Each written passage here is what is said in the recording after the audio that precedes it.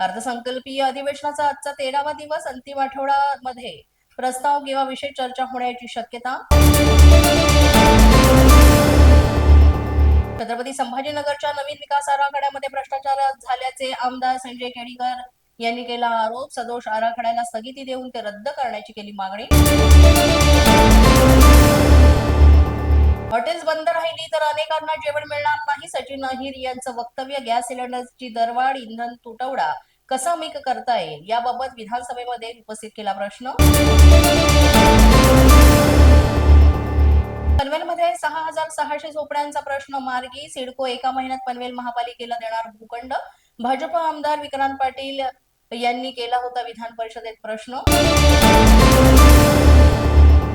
नागपुरात शालेय पोषण आहार योजनेवर गॅस टंचाईचं सावट. शाळांकडे पुढील 15 दिवस पुरेल एवढा सिलेंडर साठा. 2,78,000हून अधिक विद्यार्थी येणार अडचणीत. युद्धजन्य परिस्थितीचा शाळांनाही मोठा फटका. 2 दिवस पुरेल एवढा सिलेंडर साठा. तातडीनं उपाययोजना करण्याची भंडारा शाळा व्यवस्थापनची मागणी. धुळ्यामध्ये गॅस टंचाईमुळे जळाऊ लाकडांच्या विक्रीत मोठी वाढ.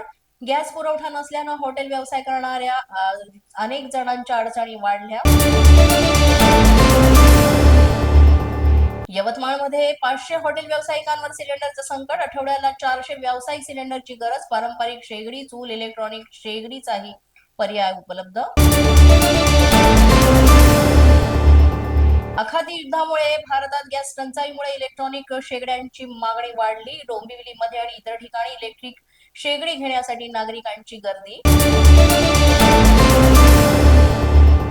घरगुती गॅस सिलेंडरचा पुरवठा वाढवण्यासाठी हायकोर्टात धाव. कॉन्फिडन्स पेट्रोलियम इंडियाच्या 6 विक्रेत्यांनी केली याचिका. पोलीस माझा न्यूजच्या बातमीपत्रात आज इतकंच. तुम्हाला आमचं बातमीपत्र कसं वाटतंय याबाबत अवश्य अभिप्राय कळवा.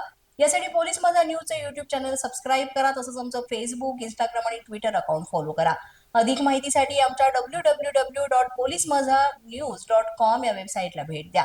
आमचे अधिकृत प्रतिनिधी व्हायचं असेल तर स्क्रीनवर दिलेल्या क्रमांकांवर आजच संपर्क साधा. आजच्या बातमीपत्रात इतकंच. पुन्हा भेटूया पुढील बातमीपत्रात. तोपर्यंत पाहत रहा पोलीस माझा न्यूज.